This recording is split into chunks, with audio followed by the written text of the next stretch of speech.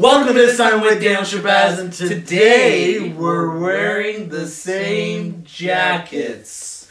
That was good. We didn't rehearse that. No. So that's, wow. You knew what I was going to say. We weren't sure who was starting which one anymore because we have some pre-scheduled videos. Don't worry about it. Today, we're talking about Bumblebee. Hey, I almost had That's it. enough. That's we enough. didn't practice too much. It's done. Today we're talking about Bumblebee, and we've had an interesting history with the Transformers series. We've had a very interesting series. I really enjoyed the first Transformers movie. Yeah. It was like, it's one of those kind of movies that I remember watching it in 8th grade, and it was like a transitional movie for me. You know what I mean? It was like one of those, like, you always remember it because of how old you were, the people you were with, where you sat in the theater, on the floor. Why did you sit on the floor? It's a long story. Save that for next time.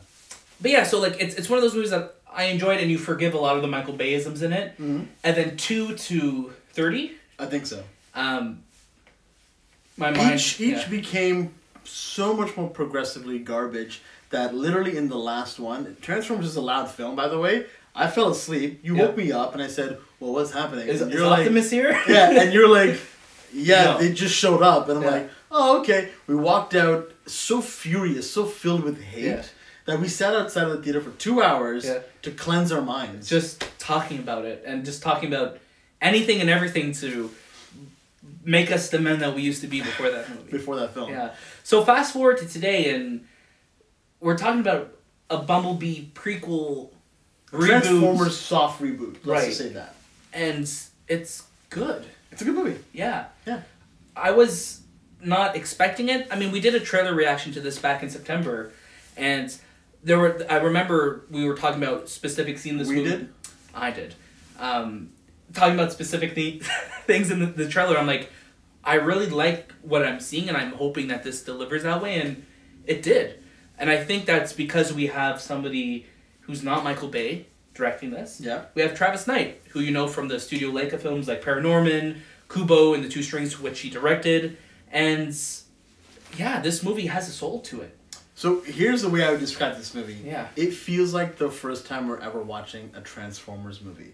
Ever being made? Like ever being made. So erase your memory of the last 73 Transformers movies, and this is the first time you're seeing them on screen. Yeah. That's why it has those first movie isms. Yeah, it's like those kind of those small little mistakes of when adapting something. Right. And then that's what they'll fix in the following films. Right. Like characters that are introduced kind of weird or pacing issues or things like that they're trying to find their foot. Yeah. And I think this movie is so tonally and visually different from the Transformers series that it's still, you have a connection to it. Yeah. But it's still so different that it feels good. You leaned over to me in the movie theater and you said, this feels like, they feel like Transformers. They don't feel like robots. Yeah. And like, it took me a second to kind of think what you were saying. I'm like, yeah, that's so true. Like, these feel like characters now. They just don't feel like big, giant creatures on the screen that they're all fighting. You can't tell who's who. Yeah. Bumblebee is he feels like a person in this movie. He feels like Iron Giant. Yeah. You know, and that's what we described it as too. This movie opens up on Cybertron, and it's probably the best Transformers sequence I've ever seen.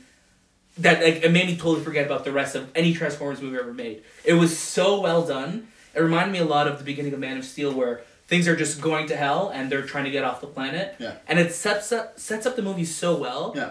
And it sets up Bumblebee as a character so well that by the time you see him meet Haley Steinfeld, like, you're feeling for him already because you're like, this guy has seen some stuff. Yeah. You know, and they have such a great dynamic between both of them. I love the connection they both have to music. Bumblebee uses it to talk. Haley Steinfeld has that connection to it because of her father. And it's a really great dynamic, and I think they work so well, and I think Haley Steinfeld delivers a great performance in this movie. Yeah. And just overall, the movie's fun. That's like the best way to put it. I mean, the middle definitely has a bit of a pacing, kind of drags for a bit. For sure. But overall, I would say it's a good time. Yeah, it is a good time, and I think it's easy to say that this is the best Transformers movie that we've seen. Yeah, ever. I'll be honest, I think I like it more than the first one even. Me too. Yeah. Me too, because like going back, like I watched the first Transformers movie last year to get ready for The Last Night. Sorry, and it's one of those movies. It was literally the last night. Yeah, and it feels like it. I haven't recovered since, and it's one of those movies that it doesn't age as well. No. Right? This movie has that John Hughes 80s, because it takes place in the 80s, right? So it has a lot of nods to that as a very wholesome feeling, and I keep going back to that word soul. Like, this movie feels alive, and you really feel that connection between them two, and it's visually stunning as well too. There's some really beautiful shots, and I think that's because you have somebody who's coming from animation, specifically stop motion animation, who has that eye for detail, and it shows on this. So if this is his first live action movie, I can't wait to see what he does next. I'm excited to see how well this movie performs. I think it'll perform well, and I hope it gets a sequel. Me too. Which is something that I've never ever said about a Transformers movie. I can't wait to see what happens next in a Transformers movie. Yeah. Right. If they're rewriting the films, then cool. If the next one takes place in the 90s even. Cool.